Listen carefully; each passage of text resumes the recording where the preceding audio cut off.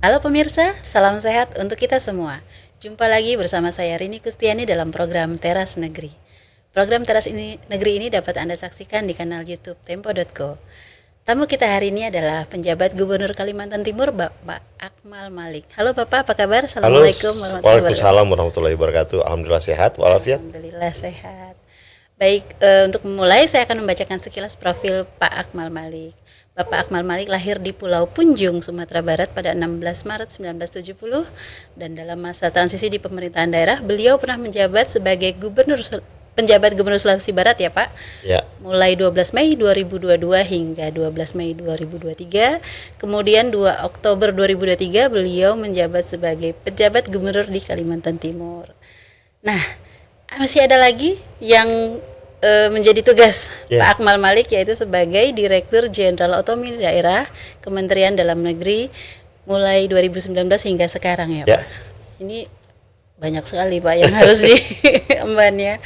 Nah, dalam masa kepemimpinan beliau di Kalimantan Timur, Bapak Akmal Malik berupaya agar keberadaan Ibu Kota Nusantara atau IKN menjadi berkah bagi Provinsi Kalimantan Timur dan daerah-daerah lain di sekitarnya. Dengan begitu, daerah penyangga IKN bertumbuh seiring dengan berkembangnya Ibu Kota Nusantara, terutama dari sisi ekonomi. Tak berlama-lama lagi, langsung saja kita berbincang dengan penjabat Gubernur Kalimantan Timur, Bapak Akmal Malik. Pak, bicara tentang IKN, Undang-Undang Nomor 3 Tahun 2023 tentang Ibu Kota Nusantara menyebutkan bahwa Provinsi Kalimantan Timur dan daerah Kalimantan menjadi mitra Ibu Kota Nusantara. Nah, bagaimana hubungan kemitraan ini terbangun Pak antara pemerintah pusat, IKN dengan pemerintah daerah, khususnya di sektor ekonomi? Oh, baik. Saya berterima kasih dulu kepada gubernur-gubernur Kalimantan Timur terdahulu yang telah meletakkan fondasi yang sangat bagus terkait dengan hubungan ya antara pemerintah provinsi dengan pemerintah pusat, dan juga dukungan dari semua kabupaten kota yang ada di Kalimantan Timur, 7 kabupaten dan 3 kota terhadap pembangunan IKN. Secara umum tentunya kehadiran IKN ini adalah berkah bagi Kalimantan Timur, karena tentunya akan mendorong peningkatan berbagai sektor ya, tidak hanya ekonomi ya, tapi juga pembangunan infrastruktur akan luar biasa.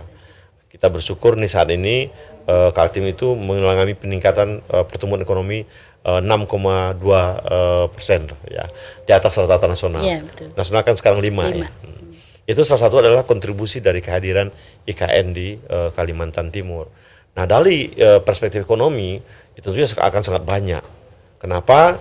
Karena pembangunan infrastruktur membutuhkan berbagai material. Tidak hanya raw material, tetapi juga kebutuhan pangan dan sebagainya. Peningkatan jumlah orang yang datang ke IKN tidak hanya dalam proses pembangunan, tetapi juga kebutuhan-kebutuhan lain itu akan men-trigger ya sektor-sektor, berbagai sektor yang ada di Kalimantan Timur. Ekonomi, transportasi, rentalnya sekarang naik sekali, mobil susah dicari. Akomodasi juga ya. Cuma memang dampaknya bagi kita, kami waspadai itu adalah peningkatan inflasi. Inflasi sekarang relatif tinggi ya, walaupun Kaltim sudah berada di bawah 10 besar nih. Kita inflasi kita bulan ini kurang lebih 2,95. Sementara daerah lain ada di atas 3 dan 4. Tetapi memang pertumbuhan ekonomi yang tinggi, kalau inflasinya juga tinggi, itu masih wajar lah ya, wajar. Memang salah satu sektor yang menyebabkan tingginya inflasi kita itu adalah sektor transportasi udara. Ya. Karena orang berbondong-bondong datang ke IKN menyebabkan naiknya lalu lintas udara. Itu juga transportasi darat juga sama. Ya. Dan satu sisi lain juga masalah kebutuhan pangan. Ada kurang lebih 13.000 ya pekerja yang di IKN saja nih ya sekarang yang bekerja pembangunan infrastruktur, tentunya butuh makan. Nah, makan mereka membutuhkan suplai dari daerah sekitar. Ya, sekitarnya. Nah, sayangnya produksi kita kan relatif masih terbatas ini. Produksi kebutuhan pangan kita. Kita masih mengimpor dari Sulawesi, dari Jawa juga, beras dan juga lauk pauk, sayurannya. Nah, inilah persoalan kita sekarang. IKN berkah bagi Kalimantan Timur karena membuka lapangan pekerja yang cukup besar. Masif ya. Tetapi satu sisi kita juga memahami keterbatasan kita untuk mensuplai kebutuhan-kebutuhan pendukungnya, pangan dan sebagainya. Ini persoalan kita sekarang di Kalimantan Timur yang tengah kita lakukan langkah-langkah penanganannya. Penanganannya seperti apa Pak? Tim penanganan inflasi daerah tentu sudah membuat Ya. strategi ya. TPID tentunya bekerja sama ya dengan seluruh kabupaten kota. Kita bersyukur kita bisa mengendalikan inflasi kita yang cukup bagus, 2,95 sekarang ya tingkat inflasi kita. Tetapi kita juga ingin lihat jangka panjang. Kuncinya adalah persoalan ketersediaan pangan. Artinya sisi produksi harus kita tingkatkan. Kami sekarang mencoba melakukan langkah-langkah pertama tentu adalah penyiapan lahan-lahan, mendorong petani lebih produktif. Lebih masif. Kita punya 3 kabupaten, 4 malah kabupaten yang menjadi sentra lumbung pangannya Kaltim itu, PPU ya, Penajam Pasir Utara, Pasir, Kutai Kartanegara, kemudian Kutai Timur, juga Kutai Barat ya. Itu adalah kabupaten-kabupaten yang selama ini masuk kebutuhan.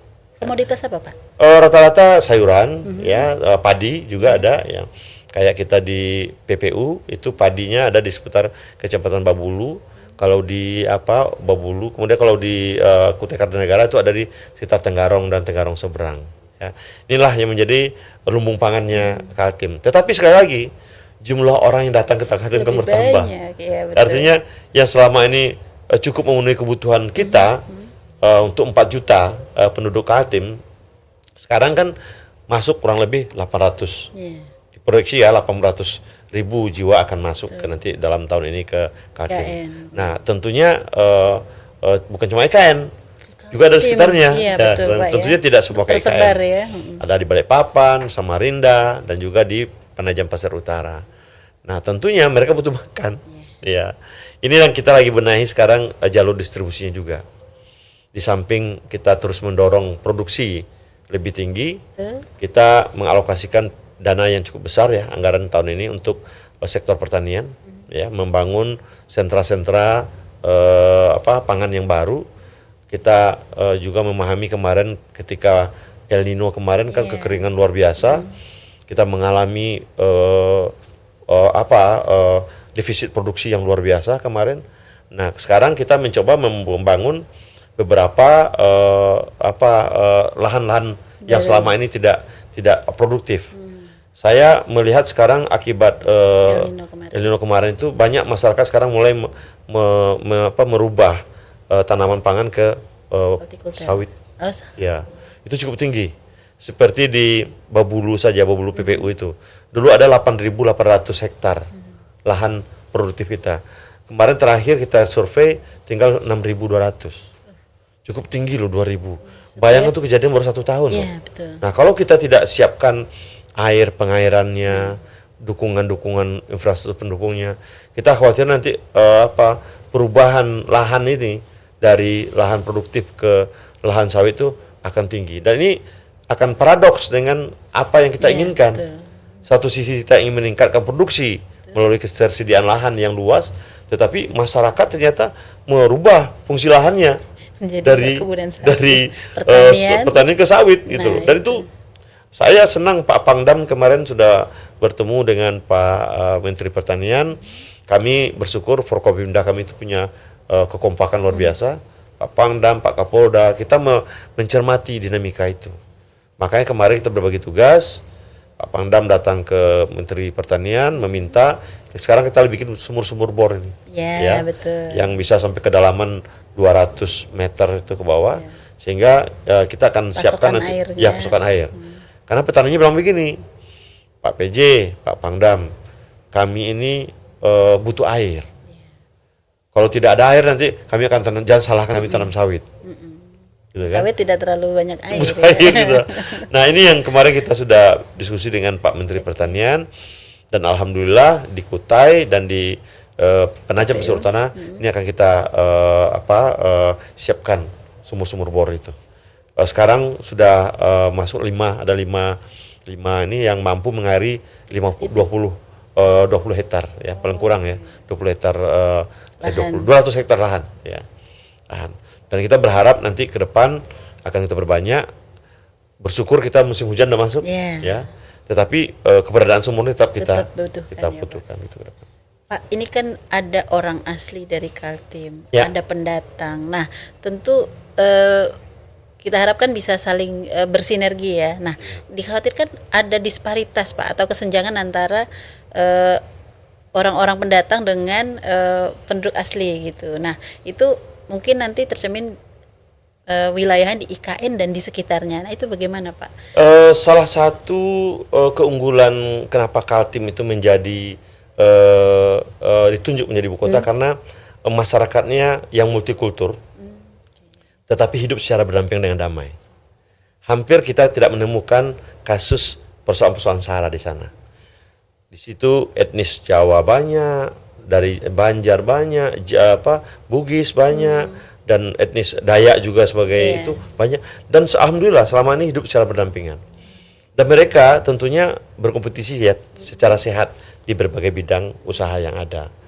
Sepanjang ini kita bersyukur tidak ada isu-isu SARA itu mewarnai ya kontestasi atau kompetisi di dalam sektor ekonomi, sosial dan sebagainya. Semua justru berkolaborasi. Nah, itulah kenapa mungkin Kaltim itu ditetapkan sebagai IKN, ya, IKN. Karena masyarakatnya sangat-sangat welcome dengan pendatang. Saya sebagai orang bukan orang sana asli ya, dan beberapa kepala daerah juga bukan orang sana, kita tidak ada persoalan. Tidak ada persoalan, mereka menerima sepanjang sekali lagi kolaborasi program-program itu bermanfaat bagi masyarakat di sana. Gitu. Nah, ini sebagai penjabat Gubernur Kalimantan Timur, tentu Bapak punya program untuk masyarakat yang akan berjalan hingga Gubernur definitif terpilih nih. Apa saja ya program Bapak selama periode yang sangat singkat ini? Ya, pastinya saya itu kan ditugaskan oleh Pak Presiden, Pak Menteri Dalam Negeri. Ada tugas beliau yang pasti adalah memastikan pelayanan publik berjalan dengan baik. Ya. Dan karena saya ada di Kaltim, di mana IKN ada di sana, tentunya kami mendukung agar program pembangunan di IKN itu berjalan dengan baik. Baik dari ketersediaan bahan-bahan, tenaga dan sebagainya. Kemudian juga arahan Presiden kepada kami kan jelas, tolong pastikan investor melalui kemudahan berusaha. Kemudian awasi persoalan berkaitan dengan inflasi. Kemudian langsung turun ke lapangan ya untuk membaca apa persoalan terjadi, dan jangan hanya di belakang meja saja. Itu arahan Presiden. Dan tentunya yang lebih penting adalah kita memastikan bahwa setiap masyarakat mendapatkan hak pelayanan publik dengan baik. Inilah sebetulnya program yang spesifik kita adalah kalau untuk Kaltim adalah memberikan dukungan agar pembangunan IKN berjalan dengan baik. Nah, IKN ini akan berjalan dengan baik ketika penyangganya ya. Penyangga itu juga bisa mempersiapkan berkolaborasi dengan OIKN-nya.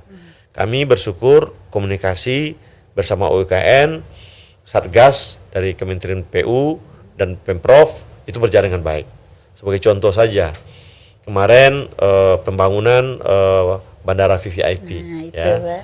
Kan ada persoalan tanah, ya penyediaan tanah oleh Bank Tanah. Ya tentu akan ada dinamika di dalamnya. Ada masyarakat yang protes karena ganti tumbuhnya dilakukan. Nah, kita fasilitasi. Pemprov bersama dengan Pemkab, PPU, bersama-sama dengan Kementerian PU dan BPR ATN, bersama-sama bertemu dengan masyarakat. Dan alhamdulillah sudah berjalan dengan baik.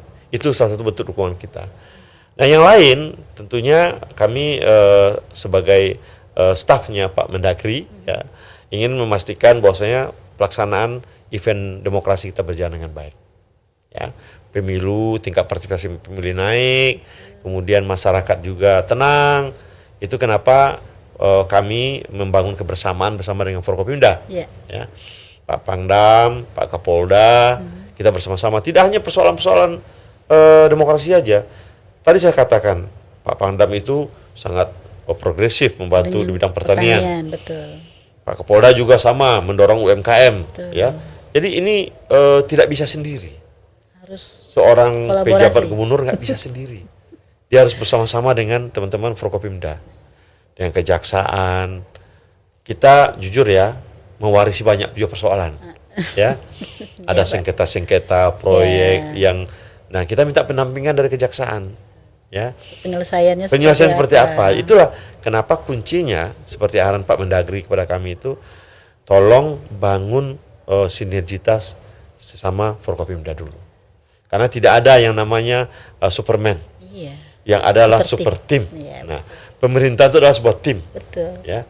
Di sana ada gubernur, ada Kapolda, ada Pangdam, ada Danrem dan juga ada Kejati, serta ada juga instansi vertikal lain yang ada di sana. Nah, orkestrasi inilah sebuah seni yang menurut saya sangat unik ya. Saya bersyukur diberikan kesempatan untuk melakukan orkestrasi ini, sehingga tidak ada yang namanya itu program pemerintah provinsi, gubernur saja, program bersama. Pertanian juga terlibat kok semua, Pak dari Forkopimda dan lain. Gitu. Nah, salah satu indikator sukses pemerintahan itu kan menangani kemiskinan ekstrim, Pak. Nah, kemiskinan ekstrim ini kan juga bisa dikolaborasikan bersama Forkopimda ya tadi. Nah, itu seperti apa Pak kolaborasi kemiskinan ekstrim? Saya ingin menunjukkan angka ya. Nah, silakan Pak. Terjadi penurunan jumlah kemiskinan ekstrim yang sangat drastis di Kalimantan Timur dari 1,6 ya tahun yang 2002, terakhir 2003 itu adalah 0,10. Kenapa bisa begitu, Pak? Saya itu melihat kolaborasi kuncinya. Ya, kolaborasi bukan cuma sesama Forkopimda, tetapi juga dengan semua pelaku usaha yang ada di Kalimantan Timur.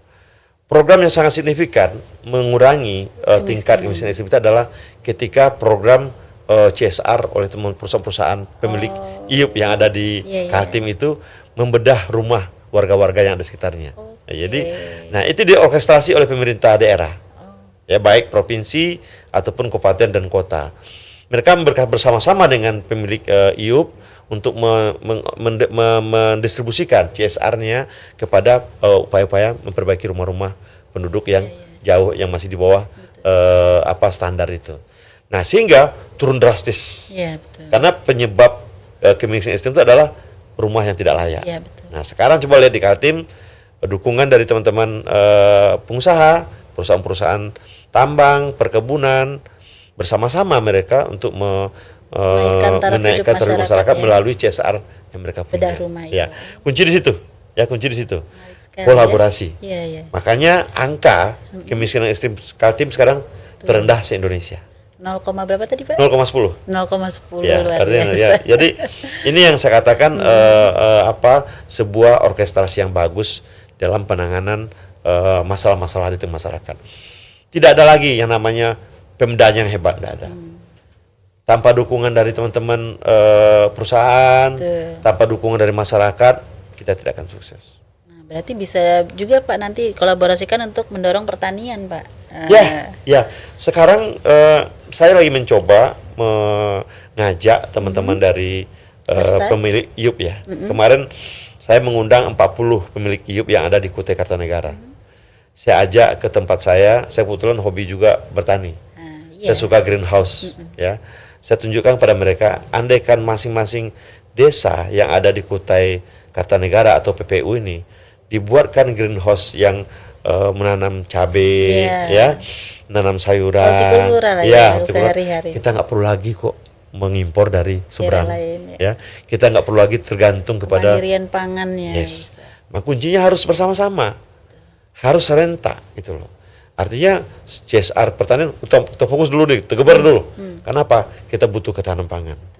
Pak Mendagri berkali-kali juga bilang, Pak Kemal, tolong usahakan fokus. Nah, ini lagi kita usahakan nih sekarang. Pertanian. Kita lagi meminta pembangunan greenhouse. Ya, greenhouse itu terserah, tidak harus dengan baja ringan, bisa juga dengan bambu atau kayu kan. Yang penting produksinya. Ya, dengan demikian saya percaya dengan proses. Ketika kita memulai proses-proses seperti ini, mungkin tidak tahun ini, mungkin tahun depan kita akan bisa mandiri pangan. Kita jangan hanya tergantung kepada tanah saja. Sekarang kita tidak harus bertanam di atas tanah kok. Di atas hidroponik juga bisa, Pak ya, pipa, tapi bisa. Bukan pipa ya. Kita pakai dengan sistem rakit apung. Rakit apung. Saya sudah buktikan itu bisa memproduksi cukup besar. Ya, sayuran seperti roman, kailan, sawi merah, atau juga apa Bayam, kangkung, bayam. bisa.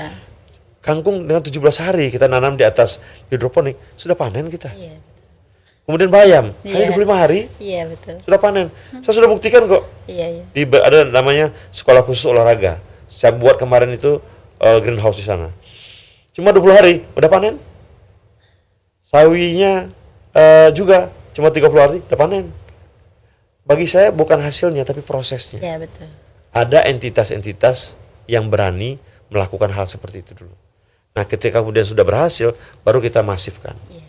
Ini contohnya gitu Yes, ini benchmarking. Sekarang di asrama haji itu, di asrama hajinya Batakan, Balikpapan, saya bangun sekarang greenhouse 1 anggur, melon dan juga sayur-sayuran.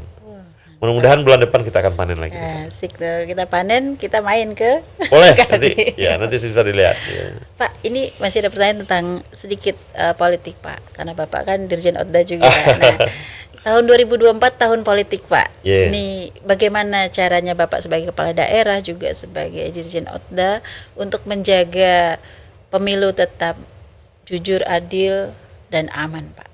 Sebetulnya kita hanya memberikan himbauan dan meyakini kepada seluruh ASN ya. Ya. Saya ASN, ya penyelenggara negara lah. Kita ini adalah abdi negara dan abdi masyarakat. Kita itu ditugaskan oleh negara dan diberikan amanah oleh negara apa? Kewenangan. Oke? Kita dititipi oleh negara kewenangan.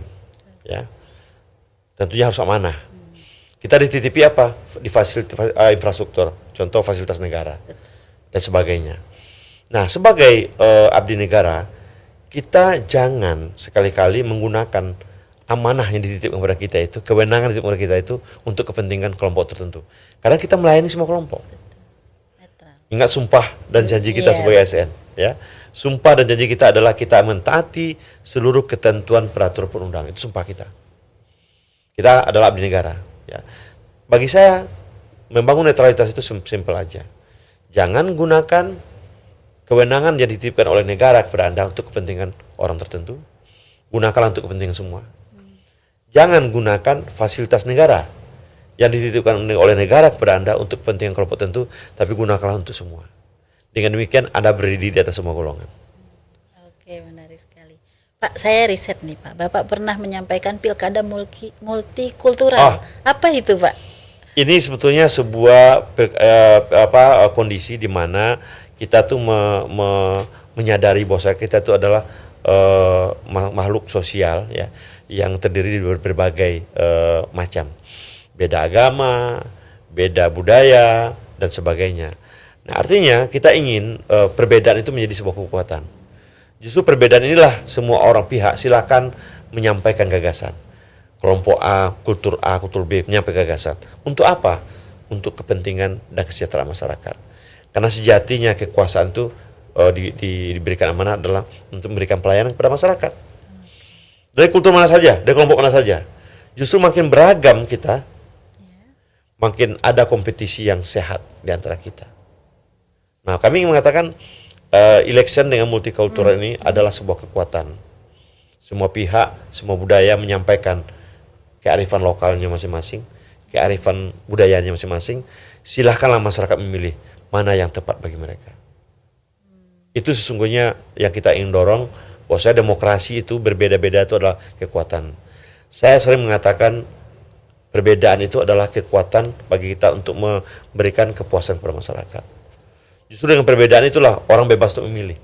Tapi apa nggak ruwet Pak pilkada multikultural itu nanti? Tidak. Implementasinya gitu. Faktanya kita multikultur kok. Iya betul. Ya, saya contohkan di Kaltim. Kita ada, maaf ya, ada kultur Jawa, Iya. ada kultur Dayak dan sebagainya. Semua silakan berkompetisi. Semua mempropos budaya-budaya bagus, ya, leadership ala masing-masing. Tetapi kita biarkanlah masyarakat untuk menilai mana yang terbaik bagi mereka nanti. Saya selalu mengatakan dalam masyarakat yang monokultur itu biasanya akan monoton. Tapi kalau yang multikultur ada pilihan-pilihan yang banyak bagi masyarakat untuk memilih seperti apa yang cocok leadership yang bagi mereka. Itu. Pak, ini Bapak kan seorang PJ yang double job gitu ya. Dan ada banyak PJ yang double job nih. Ada tipsnya nggak Pak menyelaraskan tugas yang sama-sama penting dan sama-sama urgent di masyarakat? Ya, saya memang harus pandai-pandai membagi waktu ya. Dan saya bersyukur sekarang kekuatan digital kita luar biasa. Ya. Saya sebagai Dirjen Oda sekarang tetap melaksanakan tugas-tugas sebagai Dirjen Oda, tapi dengan pendekatan digital. Contoh, saya mengevaluasi perda-perda provinsi dan perda-perda di daerah yang dipimpin oleh PJ. Nah, saya harus approve, ya. Staf saya bekerja, tetapi saya juga bekerja melalui apa?